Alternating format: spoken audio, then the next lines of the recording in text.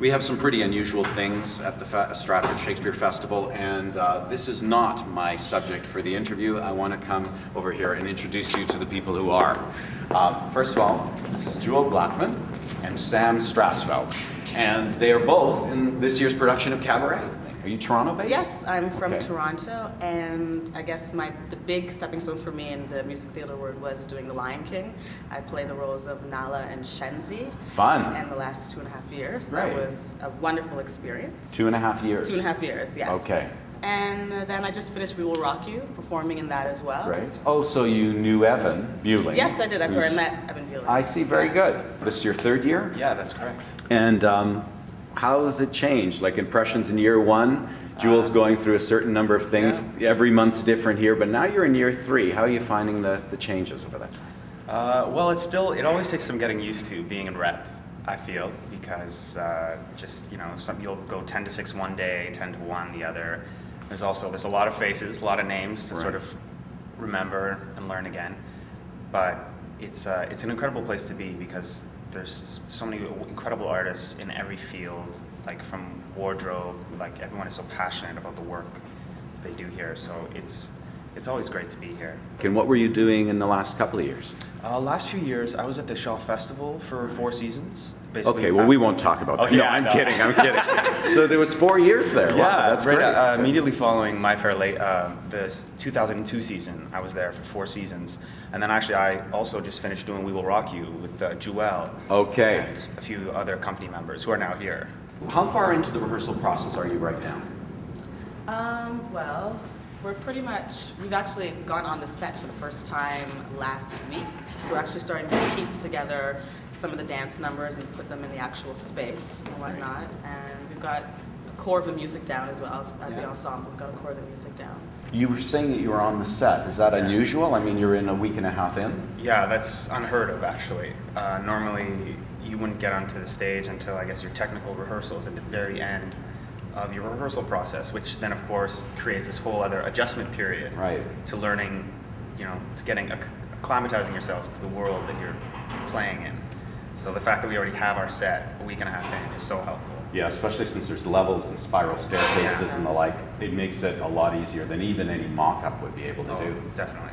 And I understand you're showing off all sorts of talents. You're playing instruments as well? Yeah, that's one of the great things about being in Cabaret. Not only are we singing, acting, dancing, but both of us are also playing instruments on stage. What do you play, Julie? I play the violin. Really? Seriously? Yes. I've 17 years. I studied at the Royal Conservatory. Go away. Yeah. That's wonderful. It's a wonderful thing. My parents are very happy that I'm bringing the violin back out. So that's one of the best things, to be able to actually be a musician in the show as well as being an actor and dancer and whatnot. So that's fabulous. That is good. And I guess it makes for a bigger personal contribution. Your parents will think, gee, definitely. Look at all that talent. Yeah. And they're right.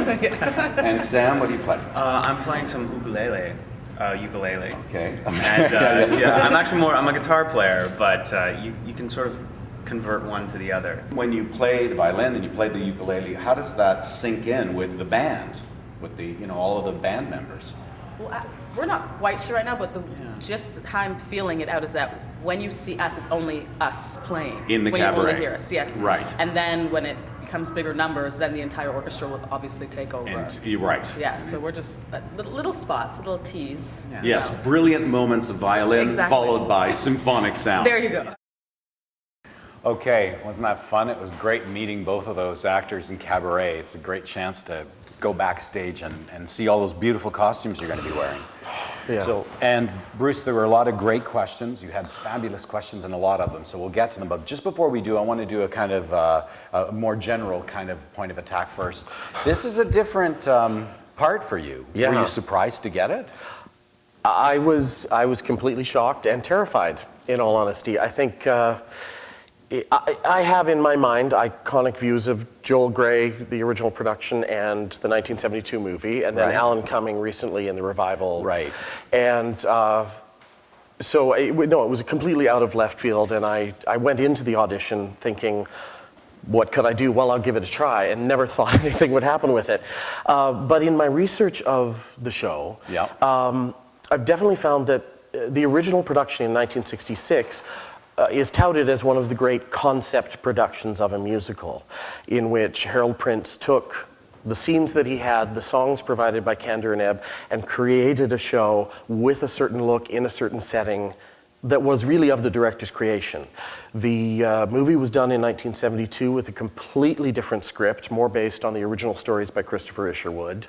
The 89, 88 revival, 87 revival was with Joel Grey again, but again, it was completely rewritten for the book with songs taken from the movie and the original production, some lost. The point I'm getting at is that this is not a show for which there has ever been a definitive production. Now, some people may react and go, yes, I think that one was, I think that one was, but everybody picks a different production. So there's a lot of mixing and matching in terms of versions. We have some Totally. question about that. Yeah. So, see, not just another pretty face, right? Okay, so what did you do? One viewer asked, what did you do, Bruce, to prepare for this role? When you're preparing for any role, the best thing you have to work from is the script. There are always secondary materials you can look at. For this show, however, and for this role of the MC, I have references to other productions and the other men who have played it. But again, those are design productions and direction concepts created by a director and designers. And in the script, the MC has no scenes. He speaks directly to the audience, he communicates with them, but there are no scenes of him being himself. So I relied on a lot of secondary materials. So read a lot of books on Berlin Cabaret of the period and before, which surprisingly I found to be very different from the image we have of Weimar Berlin Cabaret, which we have seen in the movie and in the previous stage incarnations. So it gave me I realized as going through all this stuff, there was a totally open slate. I could go wherever they were crazy enough. You could find your own MC. Yeah, hopefully. And I know that Amanda Daynard, who's the director for Cabaret, is really using different types of people that she's finding in books as being able to evoke the different characters. And, yeah. Okay, so there's a lot of different versions.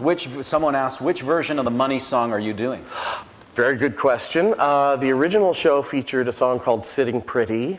Then the movie had the song Money, Money, Money, which we all know.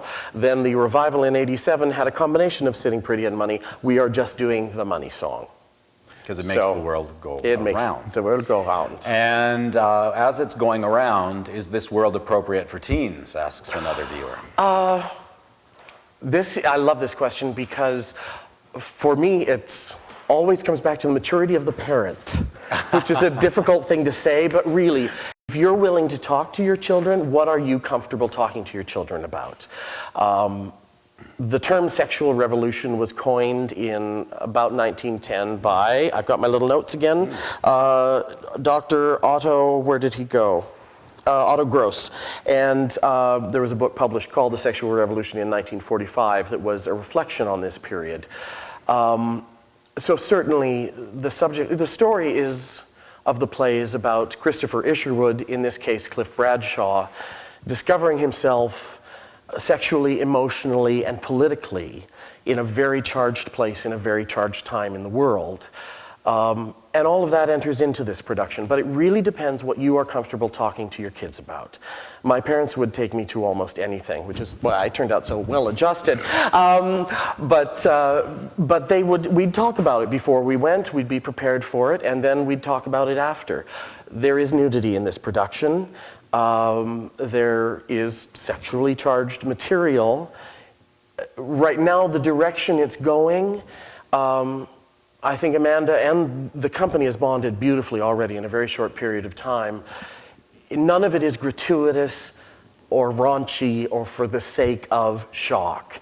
You're looking at a period after the First World War where it was the first massive destruction that people had seen. 8.5 million people dead, almost 8 million people lost, another 21 million people severely wounded, and medicine, for good or bad at that time, meant that people could live longer with no faces, no arms, no legs. So the world was reacting to that, Berlin being a major international center. Right. People were going for life. And in the middle class, there was a popular nudist movement. Out of a population of about 2 million people, 1 in 10 were prostitutes, maybe just on the weekends. to earn extra money or to, it was all part of this evolving thing, but it was a positive living experience. So I think it depends where your child is and where you are in terms of talking to your teen.